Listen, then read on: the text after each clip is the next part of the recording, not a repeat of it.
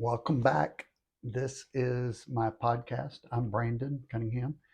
You can go to brandoncunningham.com and sign up and get this in your email inbox, or almost all podcast players, Spotify, iTunes, all that has it too. So you can go there too.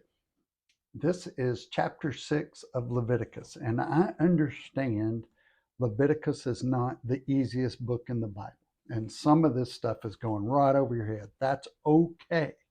Don't worry, because you're planting seeds that we're going to harvest here in a couple of weeks. We're going to see some of this stuff put into play, and it's going to make a lot more sense. You don't have to memorize all the different sacrifices and rituals. You're not in the temple, so they're not really going to apply to you as much as understanding the work that's done. Imagine all of this happening all day, every day, and it all depended on you maintaining a relationship with God. The reason I want you to think about that is because what we have through Yeshua, Jesus the Messiah, is because of all of this, we don't have to do all of that stuff in order to have good standing with God. But that should make us even more grateful for what God's done for us and what He's given us. And the best way to show gratitude is obedience, knowing what He wants and then doing that thing, and not saying, well, this doesn't apply to me, or I'm not convicted of that, or I don't feel the need of that. If God said it, it's right. We're wrong. That's the way it works. So let's jump into Leviticus chapter 6. And again, I'm going to read from the New Living Translation because it's a little easier to understand, and the translations are not that different. So it says, then the Lord said to Moses, suppose one of you sins against your associate and is unfaithful to the Lord. Suppose you cheat in a deal involving a security deposit, or you steal or commit fraud, or you find lost property and lie about it, or you lie while swearing to tell the truth, or you commit any other such sin. If you have sinned in any of these ways, you are guilty. You must give back whatever you stole, or the money you took by extortion, or the security deposit, or the lost property you found, or anything obtained by swearing falsely. You must make restitution by paying the full price plus an additional 20% to the person you have harmed. On the same day, you must present a guilt offering. As a guilt offering to the Lord, you must bring to the priest your own ram with no defects, or you may buy one of equal value. Through this process, the priest will purify you before the Lord, making you right with Him, and you will be forgiven for any of these sins you have committed. Then the Lord said to Moses, and remember, they replaced God's name with Lord to make it all a little bit easier to say that the God of the Old Testament's gone and Jesus is the God of the New Testament, and He's all love and charms and everything else. So other than that, the translation's not really that bad. So then the Lord said to Moses, give Aaron and his sons the following instructions regarding the burnt offering. The burnt offering must be left on top of the altar until the next morning, and the fire on the altar must be kept burning all night. In the morning, after the priest on duty has put on his official linen clothing and linen undergarments, he must clean out the ashes of the burnt offering and put them beside the altar. Then he must take off these garments, change back into his regular clothes, and carry the ashes outside the camp to a place that is ceremonially clean. Meanwhile, the fire on the altar must be kept burning. It must never go out. Each morning, the priest will add fresh wood to the fire and arrange the burnt offering on it. He will then burn the fat of the peace offerings on it. Remember, the fire must be kept burning on the altar at all times. It must never go out. These are the instructions regarding the grain offering. Aaron's sons must present this offering to the Lord in front of the altar. The priest on duty will take from the grain offering a handful of the choice flour moistened with olive oil, together with all the frankincense. He will burn this representative portion on the altar as a pleasing aroma to the Lord. Aaron and his sons may eat the rest of the flour, but it must be baked without yeast and eaten in a sacred place within the courtyard of the tabernacle. Remember, it must never be prepared with yeast. I have given it to the priest as their share of the special gifts presented to me. Like the sin offering and the guilt offering, it is most holy. Any of Aaron's male descendants may eat from the special gifts presented to the Lord. This is their permanent right from generation to generation. Anyone or anything that touches these offerings will become holy. Then the Lord said to Moses, on the day Aaron and his sons are anointed, they must present to the Lord the standard grain offering of 2 quarts of choice flour. Half to be offered in the morning and half to be offered in the evening. It must be carefully mixed with olive oil and cooked on a griddle. Then slice this grain offering and present it as a pleasing aroma to the Lord. In each generation, the high priest who succeeds Aaron must prepare this same offering. It belongs to the Lord, and it must be burned up completely. This is a permanent law.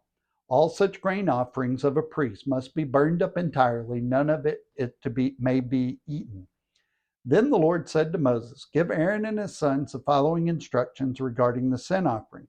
The animal given as an offering for sin is a most holy offering, and it must be slaughtered in the Lord's presence at the place where the burnt offerings are slaughtered. The priest who offers the sacrifice as a sin offering must eat his portion in a sacred place within the courtyard of the tabernacle. Anyone or anything that touches the sacrificial meat will become holy. If any of the sacrificial blood splatters on a person's clothing, the soiled garment must be washed in a sacred place. If a clay pot is used to boil the sacrificial meat, it must be broken. If a bronze pot is used, it must be scoured and thoroughly rinsed with water. Any male from a priest's family may eat from this offering. It is most holy. But the offering for sin may not be eaten if its blood was brought into the tabernacle as an offering for purification in the holy place. It must be completely burned with fire. So, what? That's a lot of stuff. But remember, chapter 6 and 7 can really be combined, kind of like 4 and 5.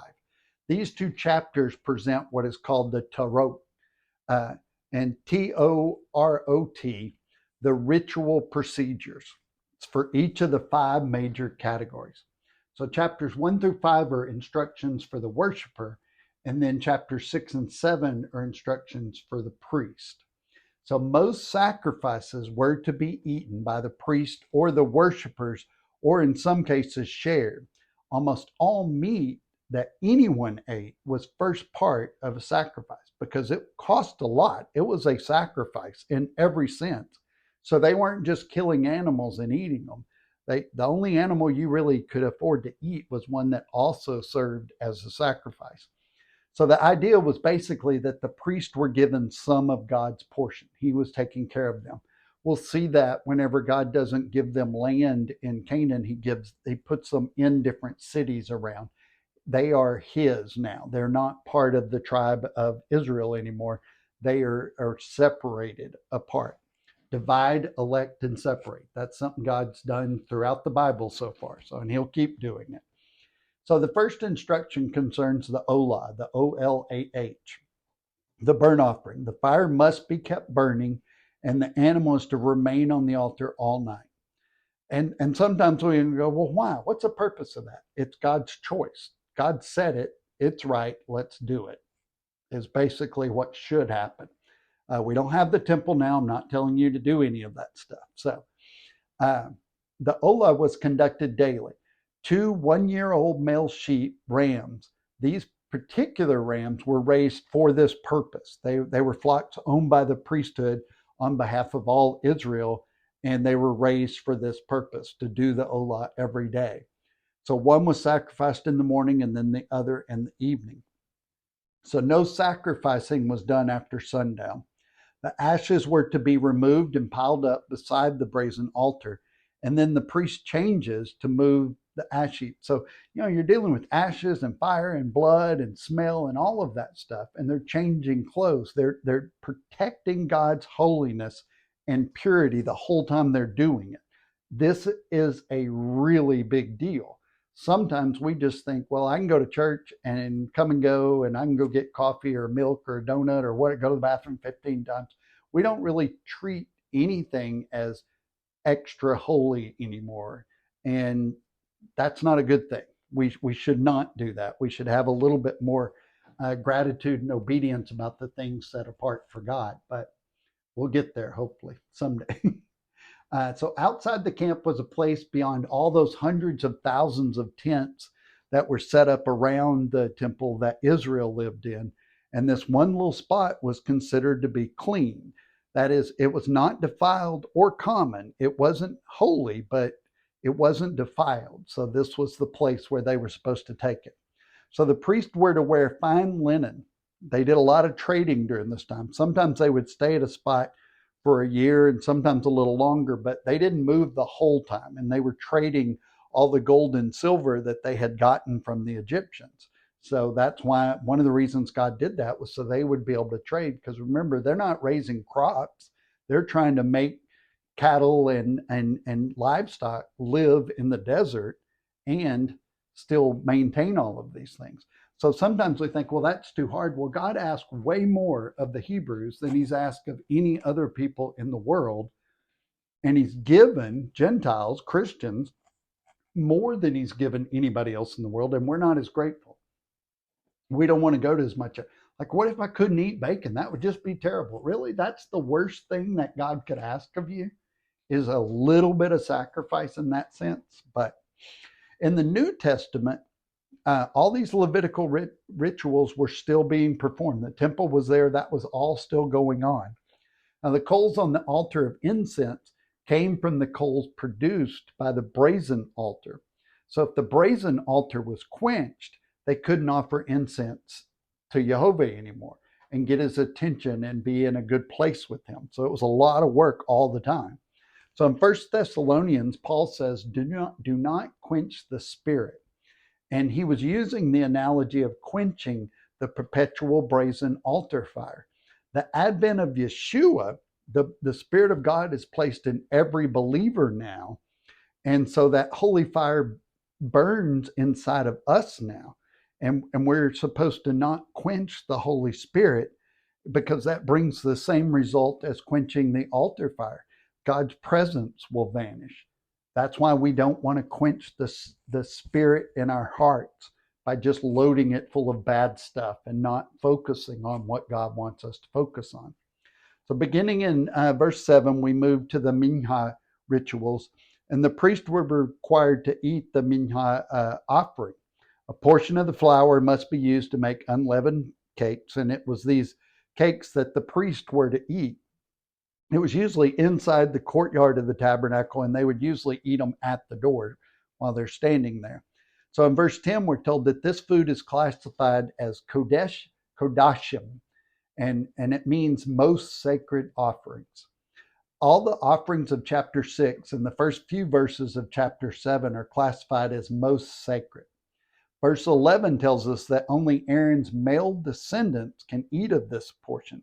Because while all of Aaron's descendants are Levites, not all Levites are Aaron's descendants. So Aaron's descendants are called Cohen, priest. If a person is a Cohen, they are a blood descendant of Aaron and entitled to be a priest. But the tribe of Levi was made up of many families. They worked in the temple, but they weren't qualified to be priests. He separated, divided, and elected out just Aaron's family. And so the other Levite family and their descendants, they were all given other duties in the temple, but they weren't the priests. Those all came from Aaron. So holiness generally cannot be transferred by physical touch, but uncleanness, unholiness can. Holiness must be carefully guarded. It can be transmitted, but it generally cannot be just by physical touch. So next is an offering in Hebrew called the korban, Korban, and only priest can present these, and this is for them to cleanse themselves. So chapter 6 was spoken also before the tabernacle was built. So none of this stuff's going on yet in our story. So beginning on the day that Aaron and his sons are consecrated as priests, the instructions for the tabernacle will take effect, and then they'll happen from then on. God's still giving all of this to Moses at this point. None of it's actually taken place yet. So the Olah involved one ram in the morning and a second in the evening. So this half quart of grain was offered. It was sacrificed in the morning and the other half in the evening. None of the minha prayers or offering of the priest could be eaten. Their own sacrifice, they couldn't eat it. It had to be consumed by the fire of the brazen altar. So they couldn't benefit from their own sacrifice. So verses 17 through 22 discuss the priest role in the Hadadat, and is brought by the worshiper. So what they do when the worshiper brings it. It changes in verse 23 to discuss what must occur during Hadadat sacrifices brought on behalf of the priesthood or the whole congregation. There's three different kinds. The priests do it, or it's the worshiper, or it's on behalf of everyone. Those are all three different, and God set three different rules for them. So verse 23 defines those special sacrifices as times when the blood from the sacrifices brought into the sanctuary to be sprinkled around inside the holy place, or on Yom Kippur, the Day of Atonement, when it is used inside the Holy of Holies. So God makes some exceptions and then sets down the rules for those. And the key there is when God decides it, it's right. If we make exceptions and we make compromise, we're wrong. We're changing what God wanted. He didn't say, hey, do this if it's not too hard or you can afford it or it's easy. He said, do this. And that's what we're supposed to do. So that's Leviticus chapter 6. Share this. Send me your questions, comments, whatever you want to know, and we'll try to jump in there and cover as much as we can. God bless. Love God, love people, and change the world.